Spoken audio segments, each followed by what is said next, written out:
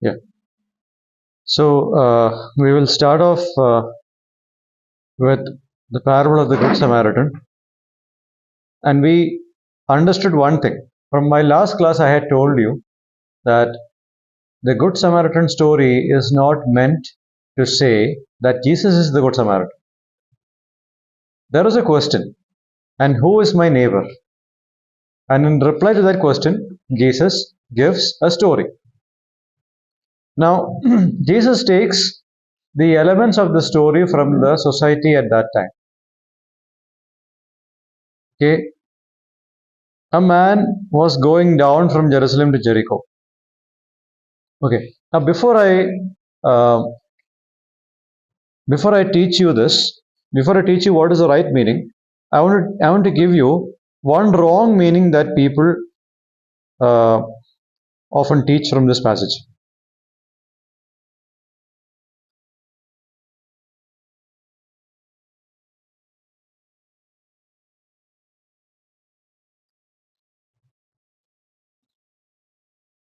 Okay, now this is Augustine's view on the Good Samaritan. Okay, have you heard of this church father named Augustine? Who is he? Yeah. Have you heard about this man named Augustine?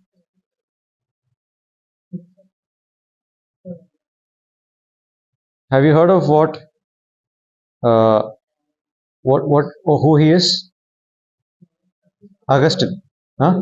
Yeah, he's a church father, right? Okay. So Augustine, his life and testimony is something really marvelous. As in, he was a very bad guy until he met Christ.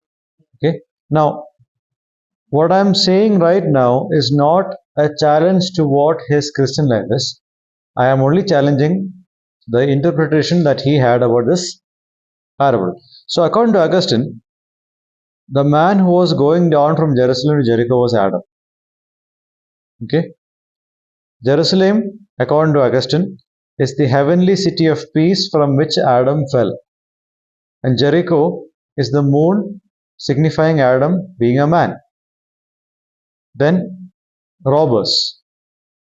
Augustine sees the robbers as the devil and his angels. They came and stripped him of his clothes, the man. So stripped him means, according to Augustine, stripped him of his immortality. Man was supposed to be living forever, but that living forever is gone. Okay, then beat him by persuading him to sin, and then leaving him half dead. So half dead means man is physically alive but spiritually dead. Okay, then the priest and the Levites came. Priest and the Levite came. The priest and the Levite represent the priesthood and the ministry of the Old Testament. Then the next person is a Samaritan. The word Samaritan means guardian. Therefore, Christ is the guardian. According to him, according to Augustine. Then this Samaritan bandaged his wounds, meaning he bound the restraint of sin. Then oil, poured in the oil. The oil is the comfort of good hope. Wine, according to Augustine, wine is the encouragement to work with a fervent spirit. Donkey or the beast is the flesh of Christ's incarnation, and this man is taken to the inn. Okay, Vadiyambala. Then the next day, according to Augustine, the next day is the day after the resurrection. The Samaritan gave 2 silver coins. Those 2 silver coins are the promise of this life and the life to come. And the innkeeper is Apostle Paul. Okay, whatever you heard this, does it have any connection with what we discussed last time? No. Now, why is this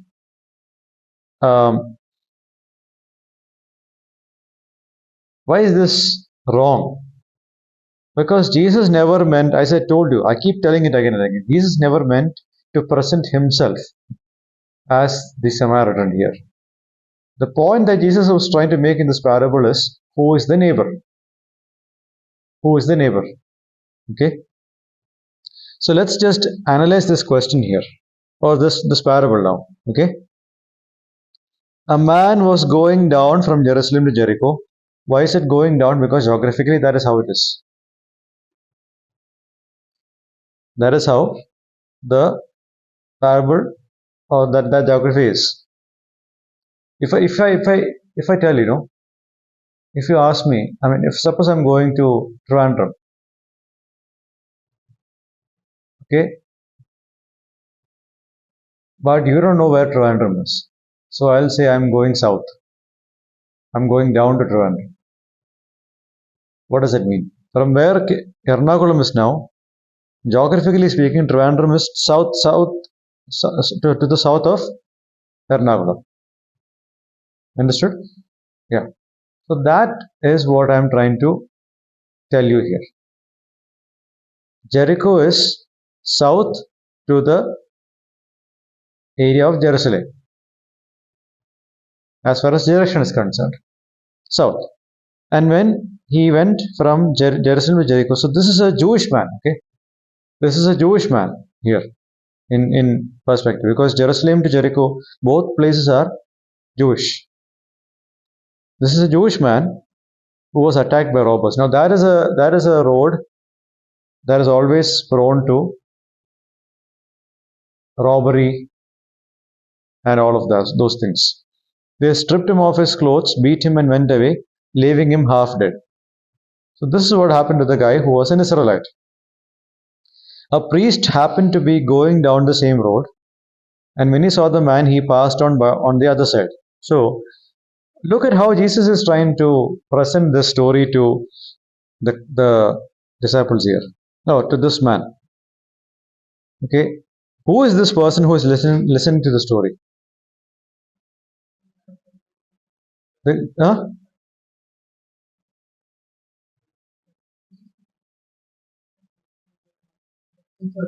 The teacher of the law. The teacher of the law is Jewish, and so when Jesus is saying this story, the teacher thinks all the heroic characters in the story will be Jewish. Okay, so for the teacher of the law, when he hears the priest, the priest would have done something. But what did the priest do? Saw him, went by the other side. Why? Because the priest didn't want to be risking uncleanness. Because if this guy is going to be dead, the priest can't continue his job for 7 days. Because he touched a dead body, he can't risk losing his job. So at that moment, this guy is also selfish. The priest, the Jewish guy, is selfish when he is looking at the needs of a fellow Jew. Okay? And then a Levite came. So the Levites are the assistants to the priests. The Levites are the ones who are doing the physical labor of the tabernacle and the temple. Okay, the priests are the ones who are going into the holy place, in the most holy place, to do the ministry. So the people who are in the temple premises all the time, okay, they who are close to God, at least on a peripheral level, they don't show their love for a fellow Jew when that fellow Jew needs help. The point Jesus is trying to make here is, this guy asked a question, who is my neighbor? Before that, love your neighbor as yourself. Meaning, if you are in a point where you need help, what do you want others to do to you? Do it to them. Understood? If you are in a position where you need help, and what you want others to do for you, you have to do it to them. And so these guys don't do that, in spite of knowing all what the Old Testament says. And in fact, 27, who answers that? the teacher of the law. So the teacher of the law knows in his mind what God wants, but he doesn't do it. He doesn't want to do it also. So these guys know what the law says, but they don't do it. Now, verse 33. Then the Samaritan comes. So Jesus has this tendency of using normally hated people and making them heroes in his story. Understood? Normally, Jewish people hate Samaritans, Jewish people hate tax collectors. But in this story, the good character is the Samaritan, whom the Israelites hate. And in Luke chapter 18, the Pharisee and the tax collector's parable. Oh, there, who is the hero of the story? The tax collector. The villain, the Pharisee. So that's what I'm saying, Jesus always, whenever he is talking to the self-righteous people like these, he often uses the bad people in the society and presents them as good characters. So the listener might think, so if a priest and the Levite doesn't help a Jew, how will a Samaritan help a Jew? That's what he might be thinking. The best people of the Jews don't help the fellow Jew in the story, and now comes a Samaritan. Samaritan also will not help. But here is the twist. Here is the twist. You know why? Because according to John's Gospel, chapter 4 and verse 9, towards the end, for Jews do not associate with Samaritans, and vice versa. Samaritans also do not associate with the Jews. In fact, even after Luke 9 verse 51, in fact, I just remembered it right now. In Luke 9 verse 51 to 55, Jesus went ahead and he sent his disciples to a Samaritan village, but they did not welcome Jesus because he was heading towards Jerusalem. So the Samaritans there didn't welcome Jesus. Even then, Jesus puts the Samaritan as the good character in the story. Jesus was just like the other religious leaders. And if he was just like his disciples, Lord, do you want us to bring fire from heaven? Okay, to destroy them. So Jesus is totally different. And see, this is how he presents the Samaritan in the story. And the Jews often used the word Samaritan as an abuse word. They used to call fellow Jews Samaritans too as a word of abuse. See, in the European countries, especially in UK, the citizens of UK sometimes they call Asians Pakis. For them, anyone who comes from Asia is a Pakistani. Understood? So the same way, the Jews used to call each other Samaritans as an abuse word. And just check out John's Gospel chapter 8.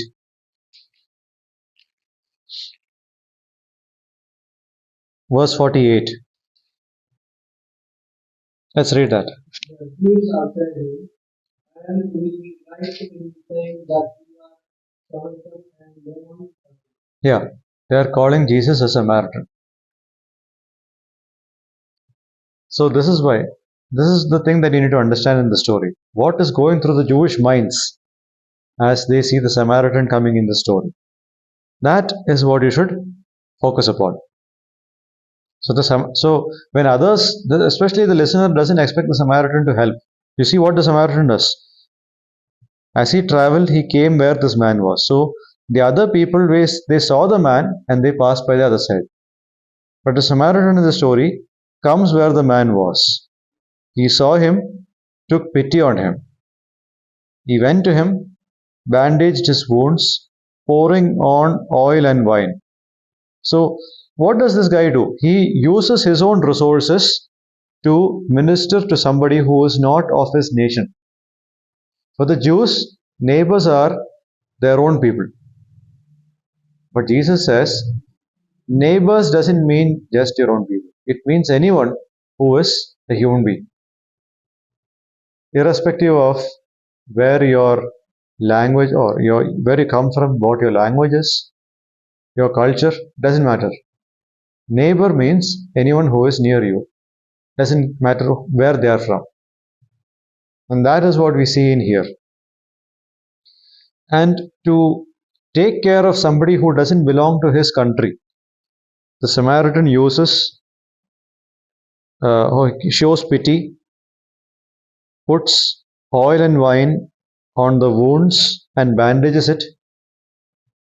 Then he put the man on his own donkey, brought him to an inn, and took care of him. So the whole night he spends with this guy whom he didn't know for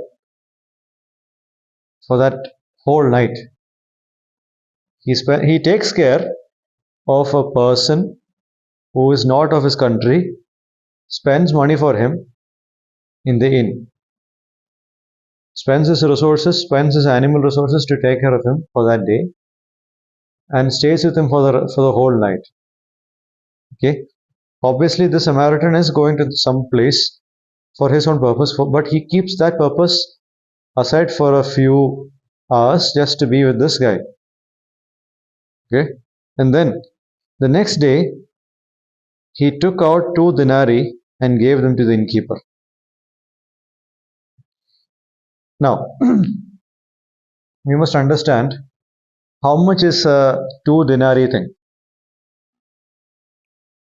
Okay, a 2 denarii thing is what you would earn after working for 2 days. Now, the inn expenses.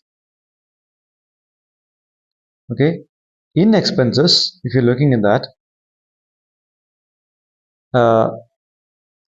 how much you would earn for 1 day. Okay, well, that's 1 denarii, right?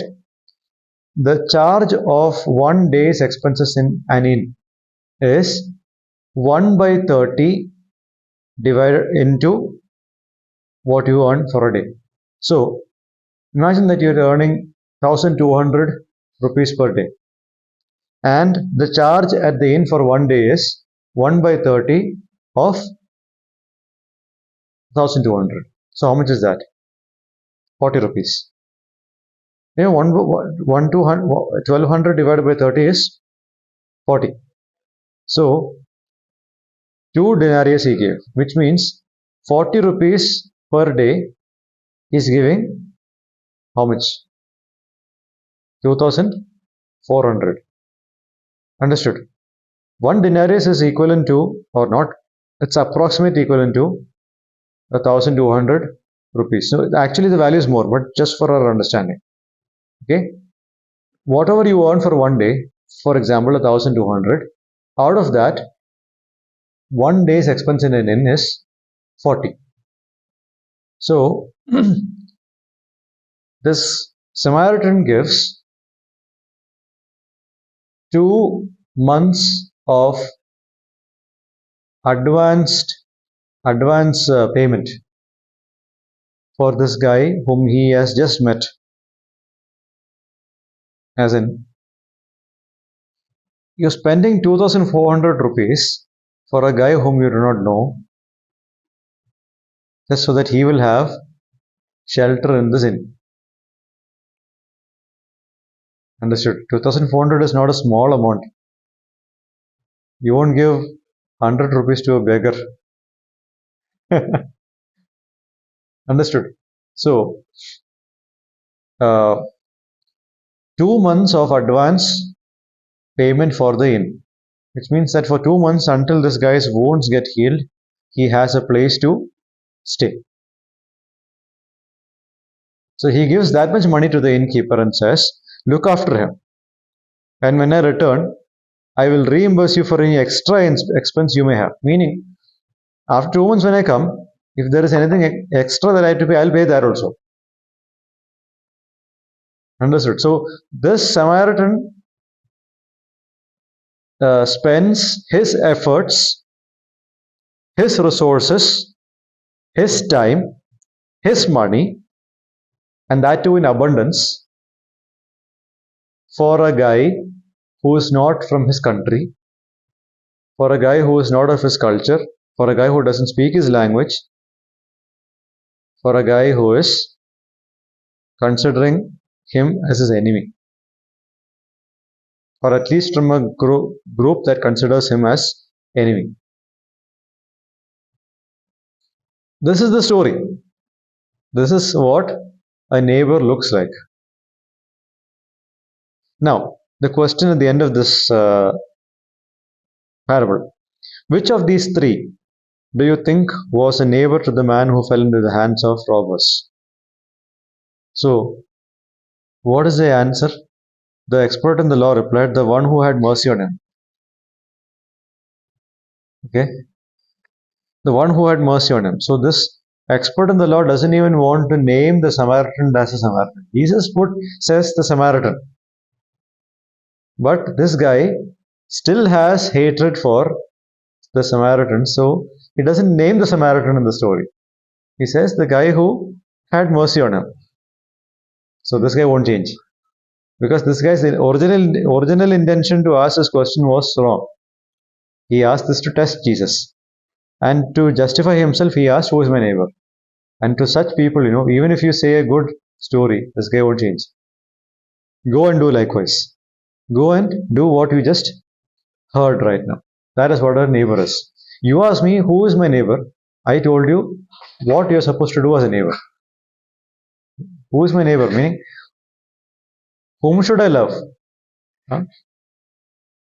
I told you whom you should love. Everyone. Okay? That's the story of the Good Samaritan. So, now let's move to Luke 10, verse 38 to 42. Luke 10, verse 38 to 42. They came to a village, and this village is not mentioned here by name, but we know that this is Bethany, because John 11 tells us that it was in Bethany that Mary, Martha, and Lazarus lived. Now, Lazarus is not mentioned here, but Mary and Martha are mentioned. Lazarus is only mentioned in John 11. Okay? He came to a village where a woman named Martha opened her home to him. She had a sister called Mary who sat at the Lord's feet listening to what he said. Now, Martha was distracted by all the preparations that had to be made. She came to him and asked, Lord, don't you care that my sister has left me to do the work by myself? Tell her to help me. Now,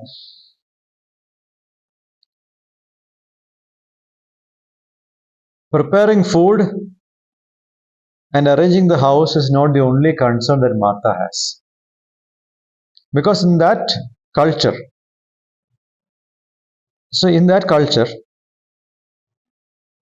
women were not allowed to learn the scriptures. No rabbis would teach women. Understood? Women were not given the privilege of learning scriptures, and that is not the Old Testament pattern. The Old Testament pattern gave freedom to everyone, irrespective of their gender, to learn scriptures. But in the times between the Old and the New Testament, the society had become so misguided that it became so uneven. Men get all the privileges, women don't get privileges. But here is Jesus coming to give the privilege to women. You see, Jesus had women disciples too. Luke chapter 8, where some women were also with Jesus in his group as they went around. Mary Magdalene, Joanna, Susanna, and many others. They were also supporting Jesus. So Jesus was the only teacher in that time who had female disciples, and Jesus was the only teacher who gave women the opportunity to learn scriptures. Okay, so when Mary is sitting at the Lord's feet, listening to what Jesus says, Martha is not just concerned about the household work. Now understand that Mary is not lazy, but Martha is also distracted by what will others think if she is sitting like this. Because the society doesn't allow that. And so her distraction or her botheration regarding doing all the work by herself is just a um, cover. It's just a cover for her worry of what will others think. Okay, it doesn't mean that Mary should neglect household work. That's not the point of this passage. Now, tell her to help me. Like, we still have to live in the society. Others will make bad thoughts about us if we are if they see Mary sitting at Jesus' feet and listening. And then Jesus answered, "You're worried and upset about many things. But few things are needed, or indeed only one. Mary has chosen what is better, and it will not be taken away from her." Okay? She had the chance to listen to God's word, and she had the chance to be known as Jesus' disciple, and that is the better thing. Jesus is not saying, household matters, let it be as it is. No. Jesus is giving Martha the awareness or the impression that whatever they are worried about, just don't care. Learning the scriptures is the most important thing, and Mary has got that, and no one can take it away from her. That's the thing that is happening in here. Okay. Now, let me see how much of passage we need to finish. Okay, I told you chapter 11 verse 1 to 12 verse 12. We have already kind of touched upon it in some ways. Yeah. So I'll just touch upon one thing. Okay, Luke 11 verse 37 to 53 is one thing that will come in Matthew 23. So we will touch this then. Okay, so let's just then go back.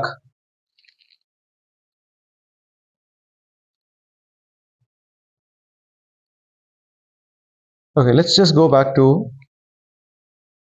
Matthew. Matthew chapter 19. All right.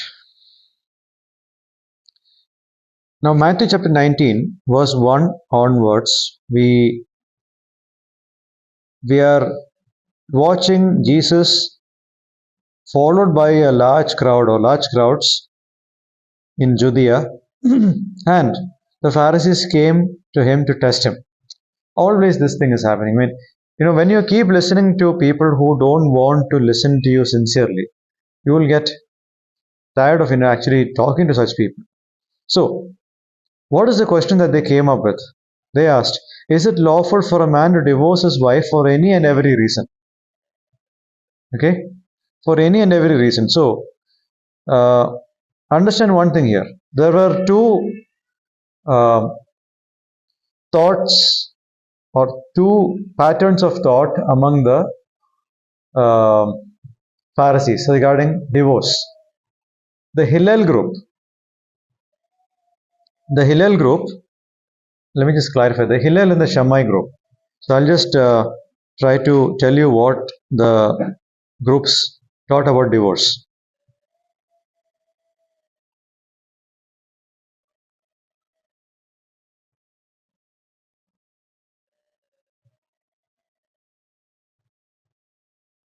Okay, the Hillel group allowed divorce for even the smallest reasons. Like, if you didn't like your wife's cooking, you can divorce her. If she burned the chapati, divorce. Okay, for very trivial reasons, the Hillel group allowed divorce. The Shammai group, they came and they had the opinion that divorce was only permitted in case of sexual immorality. No other ground for divorce was possible. So this is the background that you need to understand in here. So this passage and Mark 10 are parallel. Okay, this passage and Mark 10 are parallel to one another. So just write that if you want to. Okay. Now, is it lawful for a man to divorce his wife for any and every reason? So they wanted Jesus to answer this question, and to this question, what did Jesus say? Divorce itself is something that is not God created, which is what Jesus says in verse 4 to 6. Haven't you read? He replied, that in the beginning the Creator made them male and female, and said, for this reason a man will leave his father and mother and be united to his wife, and the two will become one flesh. So Jesus takes two verses in Genesis, Genesis 1 verse 27 and Genesis 2 verse 24. These two verses are talked, and Jesus takes these two verses which appear before the fall took place, before the first sin took place. Whatever God said, Jesus takes that to prove that the divine design of marriage is not to divorce. The divine design of marriage is that the two become one flesh. Just like the Father, Son, and Spirit are one with each other, the married man and woman are one. That unity is what a married couple must preserve. Okay? So they are no longer two but one flesh. Therefore, what God has joined together, let not man separate. So, first itself, you guys are talking about, is it okay to divorce? Divorce itself is a thing that didn't come from God. So, first of all, think about that. Then the Pharisees asked Jesus, why then did Moses command that a man give his wife a certificate of divorce and send her away? Now they're taking this from Deuteronomy 24 verse 1. Okay, Matthew 19 verse 7 is taken from Deuteronomy 24 verse 1. Now just read that passage. Deuteronomy 24 verse 1 to 4. 24 verse 1 to 4. 24 verse 1 to 4. Deuteronomy 24 verse 1 to 4.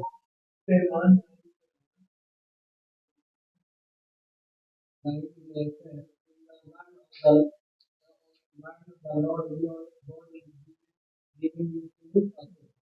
And it is not You are in Deuteronomy. You should be in Deuteronomy.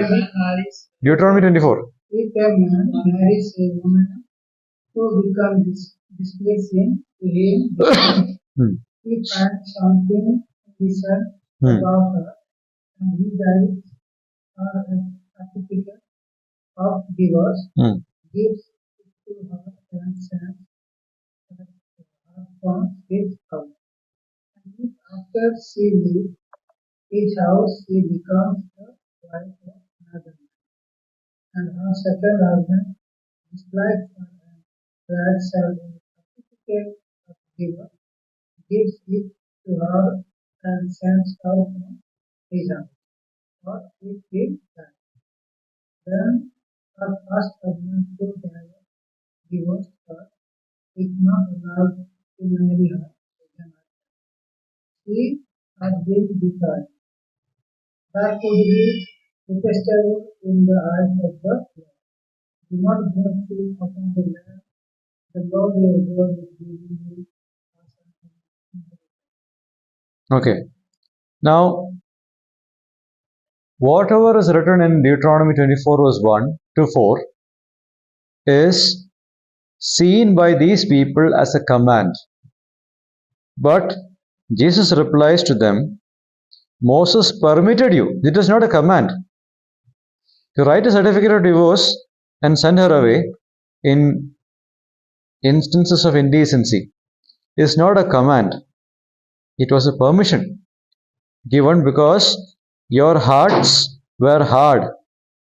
It is because of the hardening of your hearts that this permission came. This is not a command. If you guys thought it was a command, no, it's not a command. It is only a permission. But even that permission is because of your hardened hearts. It is not like this from the beginning. Yes, there is divorce. But the divorce thing is because of the effect of sin in the world. That is why marriages don't have any value today. Breakup and divorce are so casually used in today's world. Okay. And then Jesus says, anyone who divorces his wife except for sexual immorality and marries another woman commits adultery. So there is a permission for divorce only in case of sexual immorality.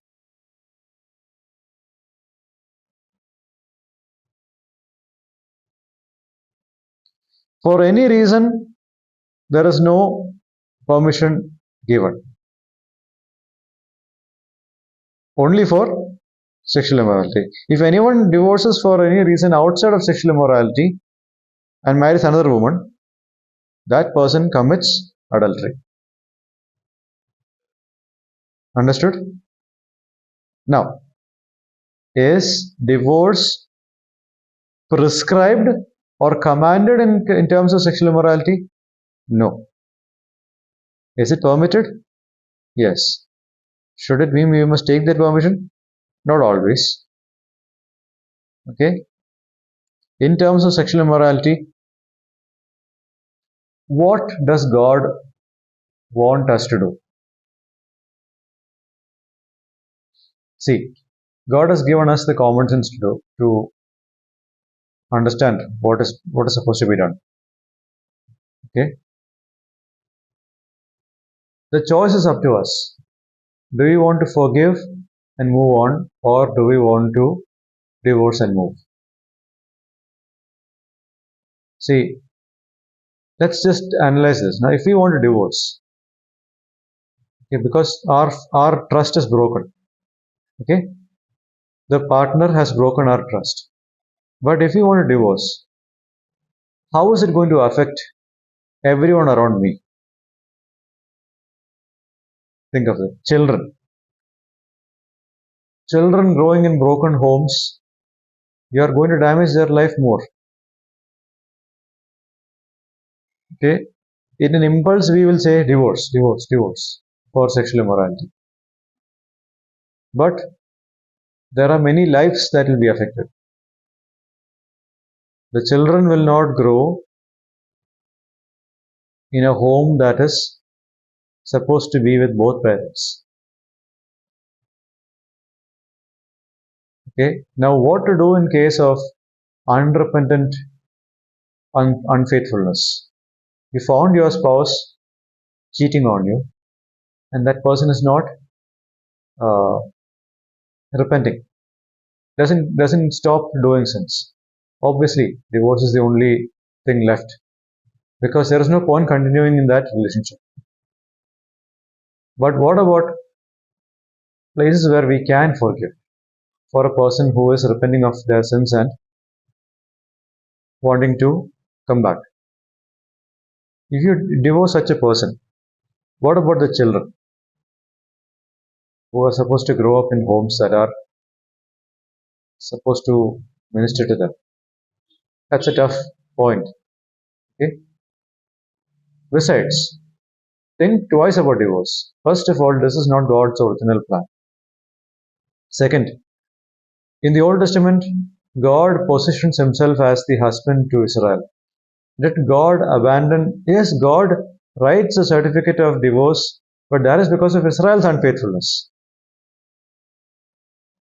or Israel's faithlessness.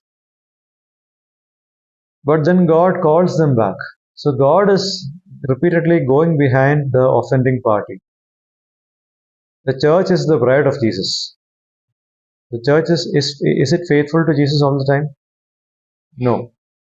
But does Jesus divorce the church? No.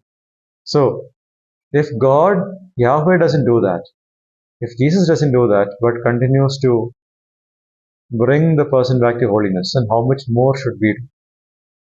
Right? So for any and every case, there is no permission for divorce. Divorce is an absolute no. For matters regarding sexual immorality and spousal abuse and everything, there is permission. When do you use that permission is God's wisdom given to you. Not every time this permission has to be used. Okay? So we'll continue talking about this in our next period. We'll continue talking about 19 verse 10 and 11 onwards. Okay? Yeah.